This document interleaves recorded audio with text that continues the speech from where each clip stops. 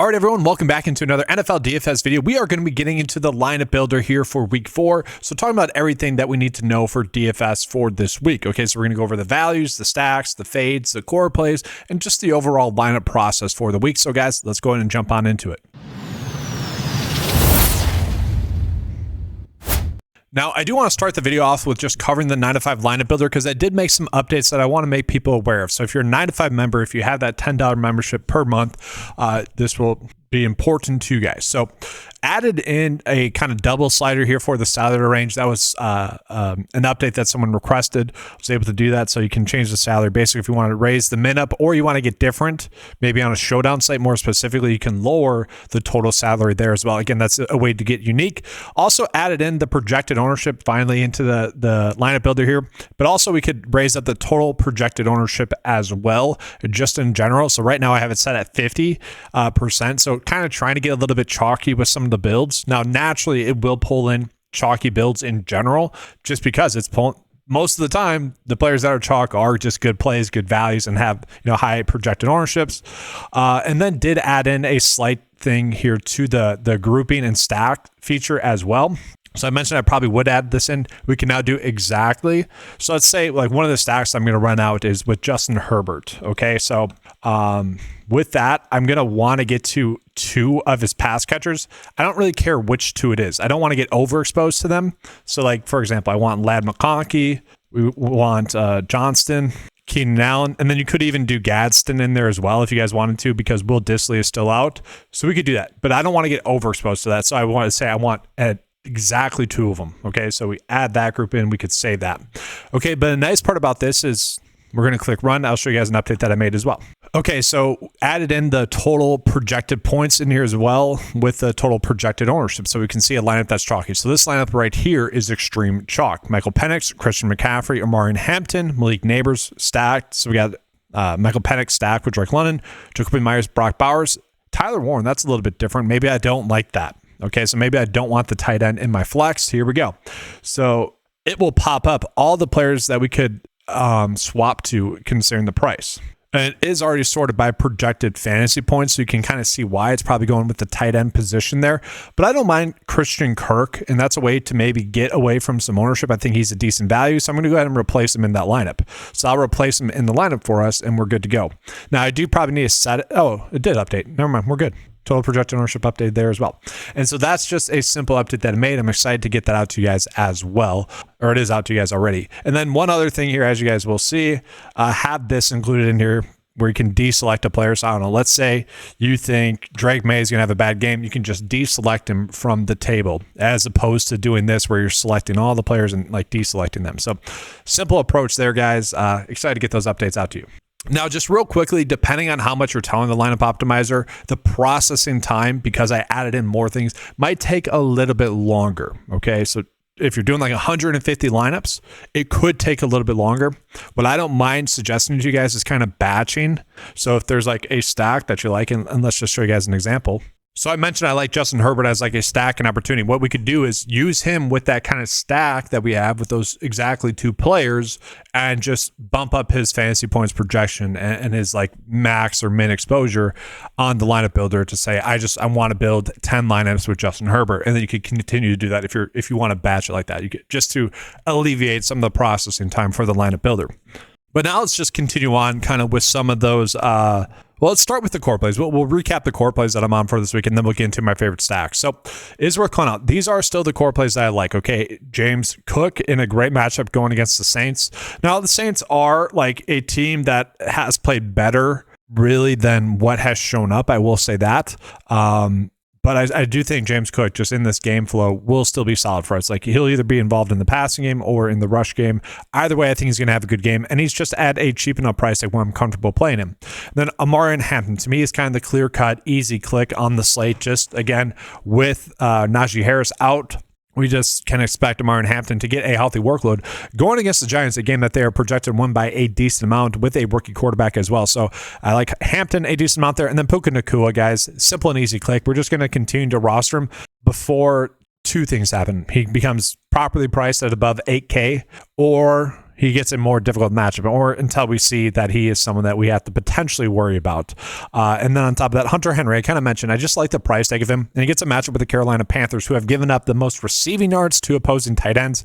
You do worry a little bit about his floor, but his ceiling, as we have seen, is pretty darn impressive there. So I like chasing that ceiling that we have. So I mentioned a bunch that kind of the most difficult part about this week for DFS wise was the receiver position, specifically in this like under 6K to 5K range, where we have a ton of good plays that actually got a little bit more difficult as well, because Xavier Worthy is indeed active in this game. And again, if we go back to week 1, why did Hollywood Brown have a massive week? I'm reading into that as it was the whole game plan was around Xavier Worthy, like it was all of the tail end of last season. It was designed to get him the football. And I do think that's part of the reason as to why Patrick Mahomes has struggled a little bit, obviously because you're missing your top 2 pass catchers. And so I do really like Xavier Worthy in this game. Good matchup going against Baltimore, a game that should be higher scoring. I love the idea of playing him, but you also still have Tyquan Thornton, who I still think is fine. I think his role is pretty much defined, and he has looked good. To me, he has been their best passing weapon with Worthy out. Okay, and he is still going to be that downfield target. He's still going to get those air yards, and he's been open downfield as well every game. Again, it's not on Tyquan Thornton, which is weird. It's been on Patrick Mahomes. Okay, Tyquan Thornton should be like a top 15 fantasy football receiver this year if Patrick Mahomes could just hit him. Now, I get it. Deep balls are tough to hit, but it's insane how well he has been. Again, limited targets. Okay, you don't necessarily love that, but he has gotten a bigger role each and every game. And again, this is supposed to be a high scoring game. It would not be shocking to see Patrick Mahomes hit him again on a big play and potentially a touchdown. Okay, so I do like Tyquan Thornton, especially if we're doing a stack again with Patrick Mahomes, who hopefully I'm kind of betting on him playing better with having Xavier Worthy back, because although he was productive in these 2 games, it was mostly due to rushing the football. And then when you take that away from him, he ended up having a bad game against the Giants. Although, I mean, it was still fun. Like I say, Patrick Mahomes is bad. I like to use the comparison of Aaron Rodgers' famous quote, where he's like, down years for me are career years for others. That's kind of what I'm painting the picture with Patrick Mahomes. Like, he's still great, obviously, but I do like that as a stack going against Baltimore, a game that's supposed to be high scoring. If you want to run it back with Zay Flowers or Rashad Bateman, I do not hate that idea there as well. So I already talked about 2 stacks that I like a decent amount. Let's go ahead and talk about another one that I like a decent amount, and that's going to be looking at actually Brock Purdy with Ricky Pearsall. So we saw Mac Jones actually play pretty darn well in replacement of Brock Purdy, which shout out to him. Pearsall has looked good as well. Obviously, getting a heavy target share. Juwan Jennings could end up sitting in this game, and if he does, you could make an argument that hurts both Purdy and Pearsall. Although last week we saw Pearsall go off without that. You could also make an argument that this stack is a good way to get off of the chalky CMC, and we'll talk about chalk in just a second. I don't hate that, but also you could just go Purdy, CMC, and Pearsall and have a pretty unique stack there as well. So I don't hate that route as well. From there, what else do we have? Caleb Williams. I do like stacking just Caleb Williams in general in this game against the Raiders, a team that has struggled stopping the pass. And Caleb Williams, although, again, like last week, he had a great game. Don't want to take anything away from him, okay? But we got to be honest, he just hit the big plays that were open. Again, you can't take away from him at all. We're not doing that. And that's something you can build momentum on. But he is someone that can be a little bit of a roller coaster ride. Okay. And so it wouldn't be shocking to see him have a terrible game, but I do think we want exposure to him in a game that's supposed to be appealing, in a matchup that's supposed to be appealing. You could stack him with, I actually think DJ Moore. Again, I think DJ Moore is just due for a big game. Okay.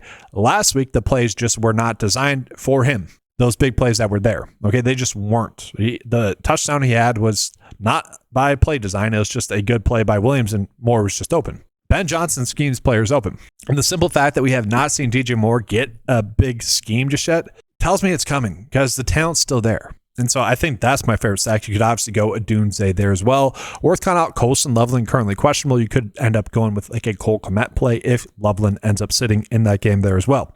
We also still have Geno Smith, obviously with I think Jacoby Myers, I'm more valuing as a core play. I just think he's going to have a high floor in this matchup against the Chicago Bears. A lot of people are going to be going to Trey Tucker, which I also don't hate. I think that's a fine route to go there as well. But I like the pricing of Geno, and then you could also obviously just get to Jacoby Myers, who I do think Jacoby Myers has a pretty high floor on this slate. Again, going back to the receivers in this range, guys, where it's loaded, we have Xavier Worthy, Drake London in a good spot, Ricky Pearsall, Keon Coleman's definitely a GPP play. DJ Moore, Johnston, Jacoby Myers, Devonta Smith. Wouldn't be surprising to see have a good game. Shakir, if you want to chase maybe more of a pass heavy. If you don't want to play James Cook, I don't hate that. Keenan Allen's in a good spot. Chris Olave gets a heavy target share. Michael Pittman Jr. in a decent spot. Jennings, if he's at, it is loaded. I could make a case for every single one of those plays being strong plays. Okay, that is the tough part. It's getting that combination of players correct. Now, I do want to jump into ownership, and then we're going to talk about some values, and then no. Let's talk about values first here, and then we'll talk about some pivots. So value, guys, we do have and what I mean by value is not kind of the 3X terminology. I'm talking about players that are like sub 5K for receivers here that we could be on, that just naturally are typically not too chalky. So Sterling Shepard, I still like. We know that Mike Evans is going to be out in this game. Chris Godwin's going to be back and active. We just don't know exactly how much he's going to play. I still think Sterling Shepard's going to get around a 70% route share, thus making him a good value for us on this slate. So I think he is solid for us there. And then I'm actually very shocked about some of the pricing that we're getting with Darnell Mooney at 4.7. To me, he almost probably should be a 5K player. I get that Penix has been pretty bad. It wouldn't be shocking to see them go to Cousins again, even though the coach speak is pretty much saying Penix is our starting quarterback, which why did you pay Kirk Cousins that much money if Penix was going to look this bad? It's kind of like, I get it. You're trying to develop Penix, but at the same time, you could create bad habits. It's a weird situation there. But anyways, Mooney is pretty cheap.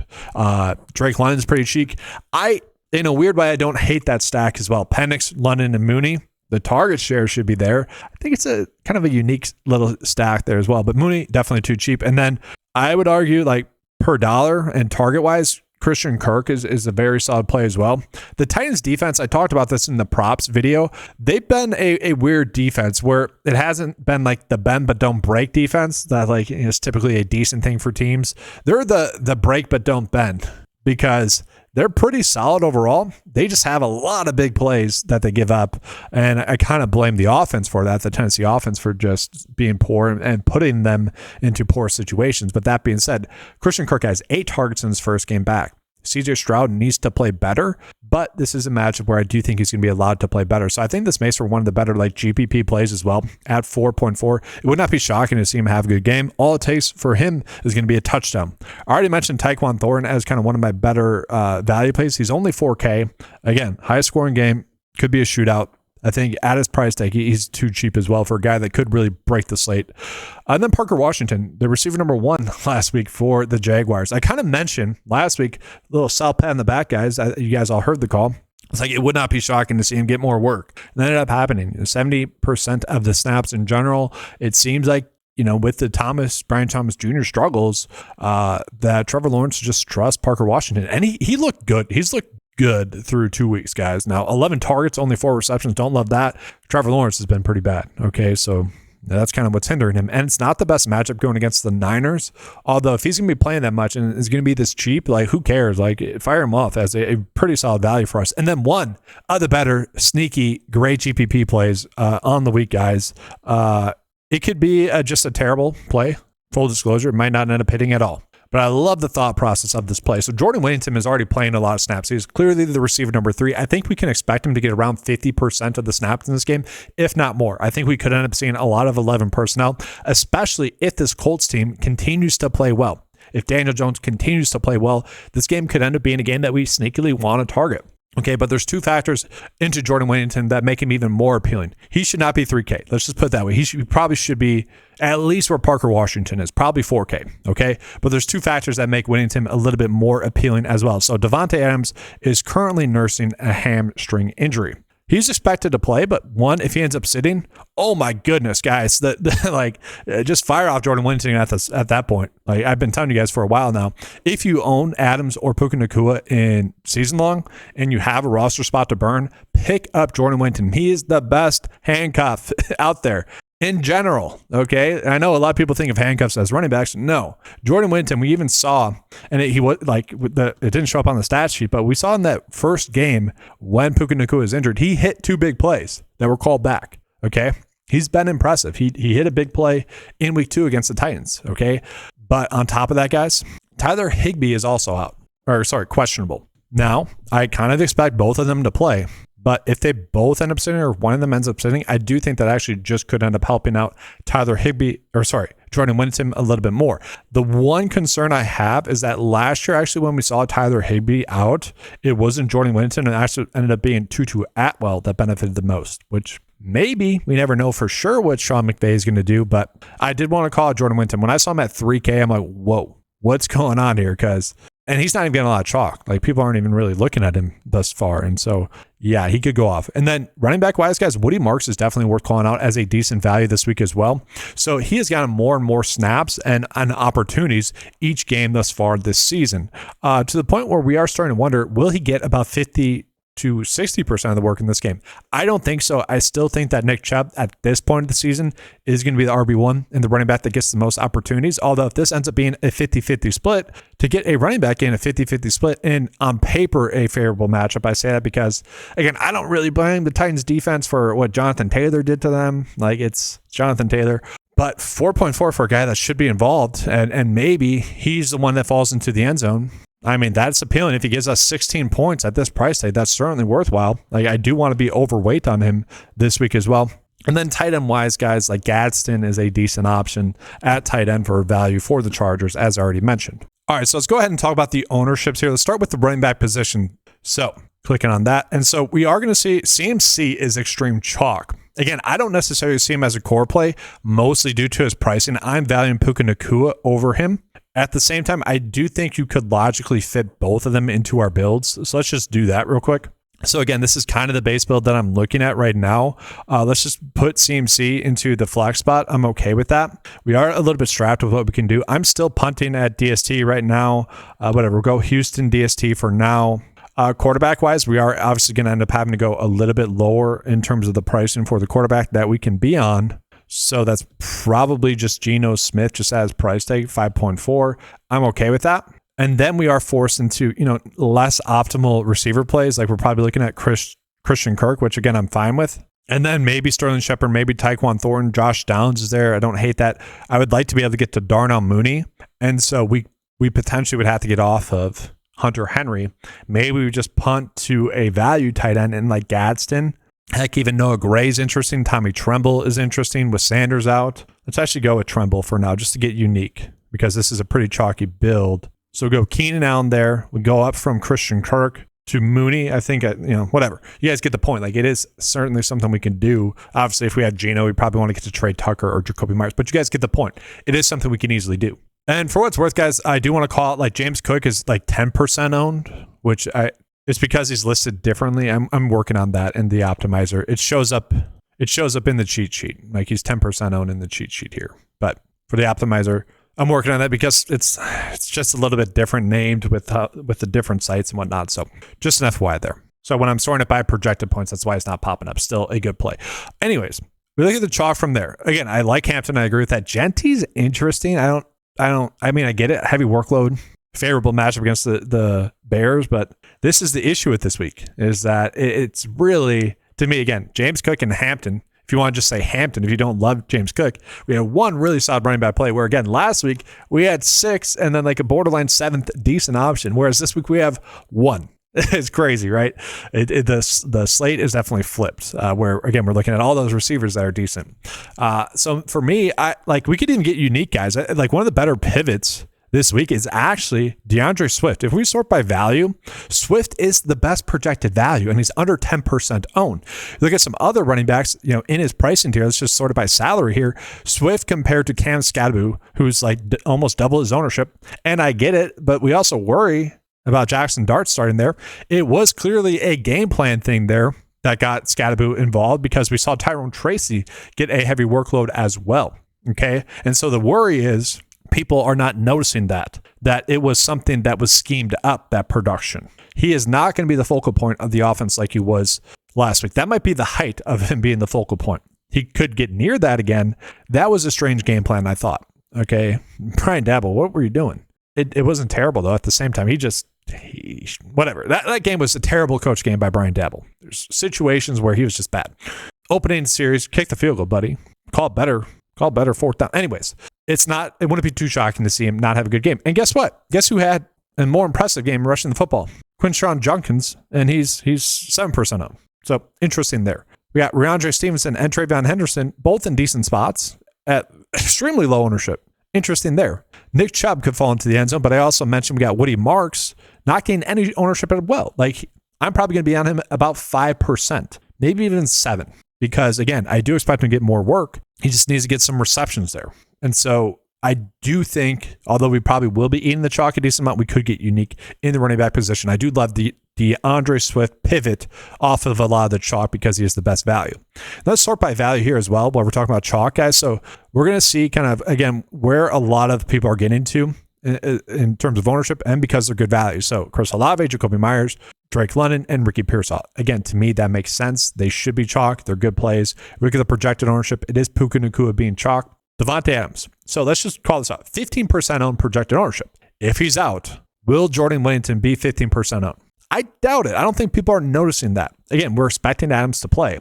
I probably would be on Whittington about at least 15%.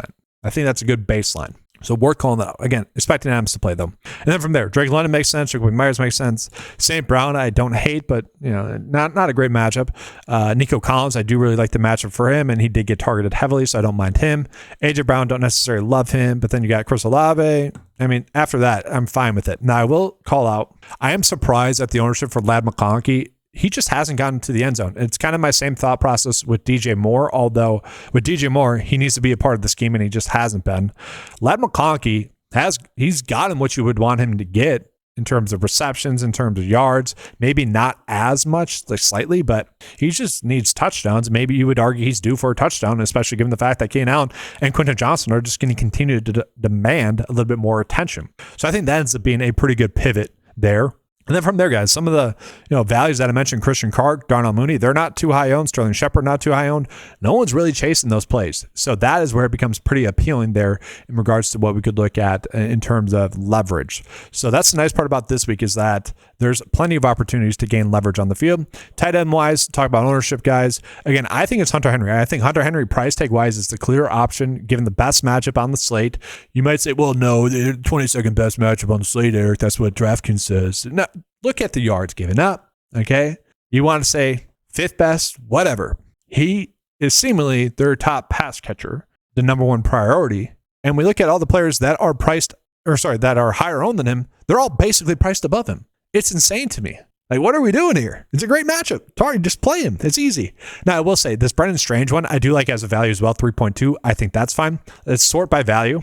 Okonkwo, one of the better values, pretty cheap there. Sanders is not going to be active, so that needs to be updated, guys. So I'm just going to exit him out. Or you can always just change the projected ownership as well to 0 as well. They'll just exclude them when you use this as well. So, but nothing too crazy in terms of egregious value on the site there as well. And then lastly, we'll talk about the quarterback position. So value-wise, it is going to be Marcus Mariota again, obviously because he can rush the football a decent amount. Some people are going to chase that. I don't hate that idea. I do really like Patrick Mahomes. Geno Smith is interesting. You got Jalen Hurts. I'm kind of fine with that. You guys already kind of get where I'm going with that. Marcus Mariota is chalk right now. I don't really agree with the chalk right now, as I've kind of made clear. Again, Geno Smith in a good spot. Caleb Williams in a good spot. Justin Herbert's too cheap. Patrick Mahomes, good matchup. This is where we get our leverage. This is where we get it. I don't like $5K from Mariota is definitely too cheap. He's also going to be now without Terry McLaurin as well. And so he really has to rush the football. Don't hate it. We'll get my exposure to him, but I think if we're chasing more of a ceiling, there's better options than him. And so to finish up the video, guys, going to end up with what I'm looking at right now for kind of a not last look build, but almost last look build. $100 left over that we need to kind of alleviate salary wise. I don't mind the Titans DST. I like them. Maybe we punt to Cleveland. I mean, whatever. Just want to get a DST that's not going to go negative. The lowest price DST that's not going to go negative. I'm okay with this. If you want to get a little bit different, you can do that there as well. And so whatever, we'll go back to, we could go to the Titans again. If you didn't like Patrick Mahomes, Obviously, there's plenty of other options that we can go with. Geno Smith down there, Caleb Williams, other options there as well. But that's going to do it for this video, guys. Make sure to give a like, subscribe to the channel there as well. Again, if you guys would like access to any of the tools that you saw throughout this video, head on over to 9to5sports.com. Get access to all those tools for a low monthly cost of $10 a month. Thank you guys for watching. Good luck with your main slate. And as always, let's keep cashing.